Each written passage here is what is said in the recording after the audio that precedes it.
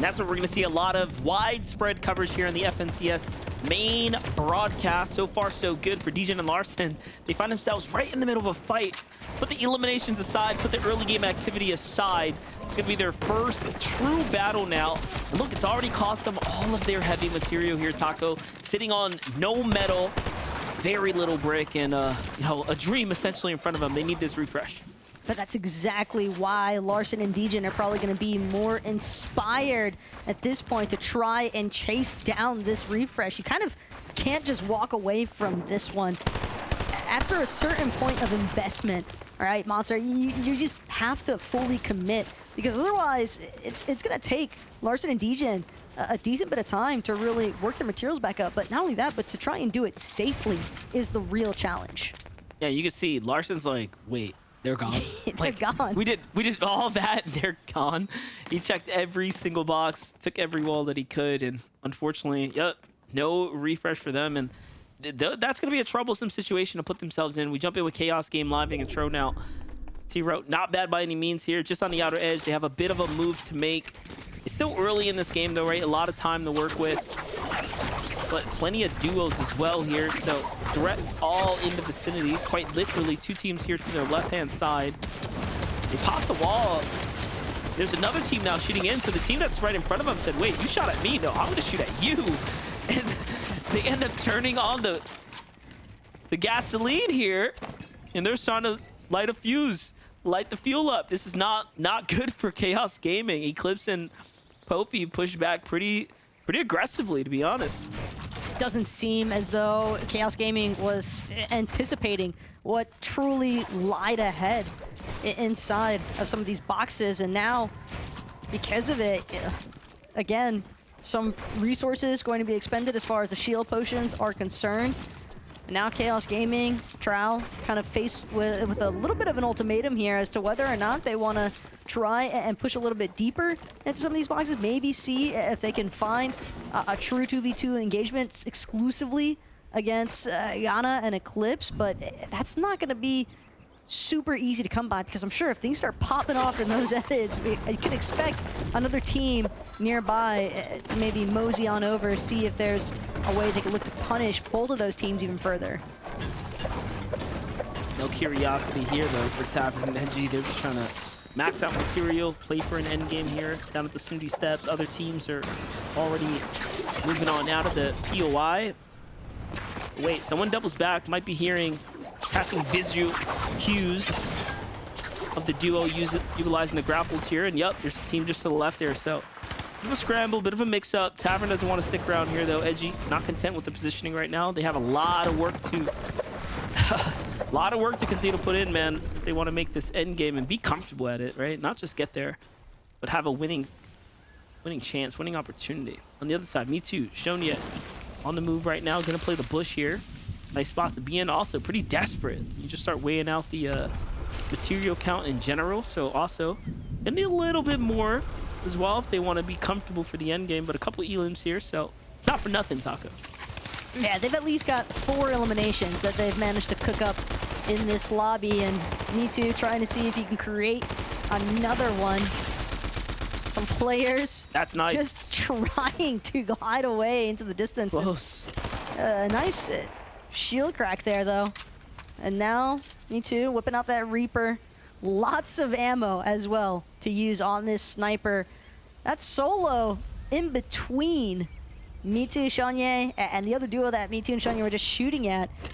That's a really concerning predicament. Just got to keep that low profile right there. Can't attract the static. Here we have Poppy Blast and Zyro on the move right now, though. Luckily for them, they did have the rift. The island was completely secure. They're a team that's surprisingly above the surge with just the 2 elims. So you see that kind of jump? Goes. Yeah, I was just gonna say, but it kind of goes to show, right? Looking at the 60 or so players alive, this is a fairly stacked game we're moving into. This is now, you know, starting to become a trend. I feel like as we're getting to the back half of the tournament, right? You start really weighing your situation in the game. You're like, wait, I gotta play better. Like, I need to not try to WQ right now. And in fact, I need to play some points. But that's the last thing that some of these other teams are trying to give looked as though Ziggy really wanted to take up this fight up against the likes of Poppy Blast and Zyro. And if Zyro and Poppy aren't careful, they might find themselves getting eaten up by the likes of some of these aggressive duos that have been all over each of these lobbies today. And also, I mean, just in the ones that we spectated, it's largely been, you know, the high roller veteran names that we're familiar with, but I like seeing players like Ziggy and Falm kind of just try to get a little bit more active. And curiously enough, Chaos Gaming and Trow, they actually haven't moved from this position since the last time we checked in. Zone just favoring their side. Why fix what isn't broken? But now the zone's gonna go pretty far. Still have grapple hooks. What I'm most concerned about is this loadout, right? Like I'm not a big fan of running common rifles here this late in the game. So if I'm them, I want to finish this fight above me. I want to take an opportunity right now to pretty much jump in while they have the man advantage. They're thinking about it. Meanwhile, Poppy Lagana, this is the team that did initiate, right? He started this whole fight. He shot at them first when they landed nearby him. And the punishment already comes in, tries to go toe-to-toe with Chaos Gaming, doesn't work out. And that is exactly what he needed, right? A shotgun option, an upgrade here, some material count as well, grapple hooks in full effect. This is decent for him. Not too surprised to see Chaos Gaming, though, with a little bit of a janitorial cleanup action inside that engagement. I mean, if you're going to stick around as long as they did, because I understand the zone's favoring them, but they definitely wanted to make sure that they were the only duo actually still able to stick around in those boxes. Nice play indeed. Remember once upon a time when Flowberry Rizzler was probably in a better position than where he finds himself right now alongside his Zyphel. No shields, just have to make a play, especially with them being just below that damage threshold. But the desperation is not enough. It's going to be Krep and Buildable who find a cleanup here, but if they're not careful, it might get cleaned up in the process. Looking pretty tough. 93 above. Desperate spot to be in. Talk about getting cleaned up. Yeah, exactly. Veteran teams all around them. Long rotate to make. Someone in the old tarp of Degen and Larson there. It's Dogo. Meanwhile, Elige, who we haven't seen in quite some time, making his appearance here. Right on the cusp here of a potential great game. Grapple hooks fully loaded as well, so they're not going to have a problem getting to safety, right? They just want elims, likely see if they can pick up some mats. Yeah, I think with Elige's case, could tell some of those teams that were grappling by their current box. I mean, curious if any of these teams here, which ones were actually able to collect the forecast towers, but that's a question. Well, I'll leave the analyst desk to maybe answer. I don't know if that's something they can keep track of for themselves either, but one thing that is difficult to keep track of, MDF, it's where exactly everyone is tarping, because so many of these mid to low ground layers are just getting quickly filled up. Yep, and honestly, if you're in a lobby this stacked, you kind of want to be up towards the upper half more often than not. Degen and Larson, I like the spot that they're in, but very passive, right? It's like, I feel like a complete opposite of the teams up towards the top 10 who quite literally don't stop pushing players, right? Staying fired up, staying on the heels of all the opponents. For Larson and Degen, much different pacing here. This entire lobby seems to be content trying to play high-end rotations, much slower endgame. Almost wonder if part of that might be due to the fact that Larson and Degen, at least, they didn't look like they were living lavish as far as materials are concerned. They were in a decent spot for builds, but you always want more, especially with the way that we've been seeing some of these zones, and moving zones in particular, progress. It just gets so easy for builds to get ate up, especially when there's a good team playing height, just tearing through all the builds below you. And Edgy finds himself in that exact position right now. Has a quick moment to pop a couple of small shield potions, even a med kit, but this is his only med kit. Edgy is just doing everything he can to survive.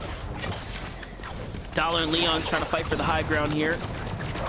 They actually have control for the most part. Other teams thinking about coming on up, but they seem to have the runway to work with right now. Here comes the counter pressure. Most of this lobby very, very fragmented, hurt, if you will. Edgy by himself here. He's got the shield cracked. Sees the opportunity to capitalize. Can he get it? Yes, he does. Nicely done, but where's the material? He doesn't find that. He does, however, find the med kit. But will the med kit keep him alive long enough here? Can he actually utilize it to its potential? Tries to get to the front side of zone here. Needs another fight. Doesn't quite grab the wall. He's just so vulnerable right now. And unfortunately for Edgy, that run's gonna get cut short. Just ran alongside the wrong low ground builds, and well, unfortunately, as you can tell, most of them don't belong to him, but Chaos Gaming pops around a corner. A little disastrous there for that solo on the other side of the wall, but well played. Chaos Gaming, Trow now looking to see just how far they can actually maneuver through some of these pre-existing builds, actually having to expend some shots. Got to be careful with the reloads on those in case they do run into another team or another solo. Never want to find yourself caught out without a reloaded weapon. As Larson, Degen, we saw them earlier playing a bit more passive, and we see them now definitely not in the spot that they were hoping to be. 4 builds left now for Larson. Time is ticking, but it just doesn't seem like Larson and Degen, they need to find a refresh, and they need it now, but instead it's going to be Larson who gets taken out. Degen trying to do what he can to hold on. Degen nearly finding the completion there of that 1 versus 2 scenario against Chaos Gaming and Trout, but Chaos Gaming will find himself eliminated, and the lobby just keeps moving forward. Yeah, super unfortunate. At that big swing of events right there, was looking like it was their game to win. And all of a sudden, they are right back in the lobby, right back in the queue. Meanwhile, El Nino on the move right now, but no, loses teammate Logic to the backside of Storm and a team that was waiting there. And now trapped between a team below him and a crew in front. And down he goes. Back on over to Zyra, who's working their way up to a 10 elimination game. Another big game here. These point swings mean a lot, but placement is even more important. Zyra's going to go for the early heal here to try to cap off. I don't think he's going to be content with that, though. They will try to continue to hunt. There it is. Finds Dogo on a low ground. Gets the knock. Where's the teammate, though? He needs that finish.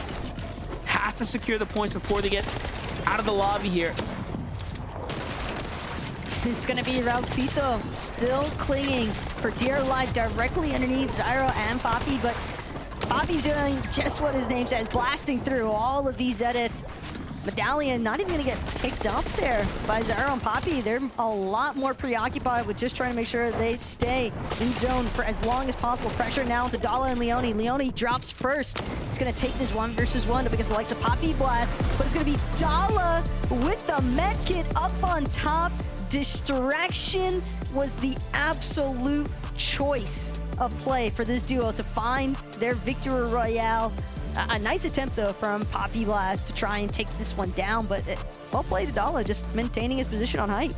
Yeah, all in all, I mean, the threats were eliminated fairly, late into the game, and then things just kind of simmered out. Things became a little bit easier. If you were up in those stronger positions, it took care of itself, more or less, and that's kind of what you want in a lobby as things start to unfold left and right. So take a look one more time. Leonyfishy and crew controlled the high ground from early. Never did they face any resistance out there. They managed to just cruise their way all the way across, and they weren't even that high. You can see the builds in the distance, and the heal off was just a matter of moments. Even though it was late, they still get the win. Nicely done for Leon and Dolla FN. So well played, Zeke. Catch us up to the standings now, because things are continuing to shake up here.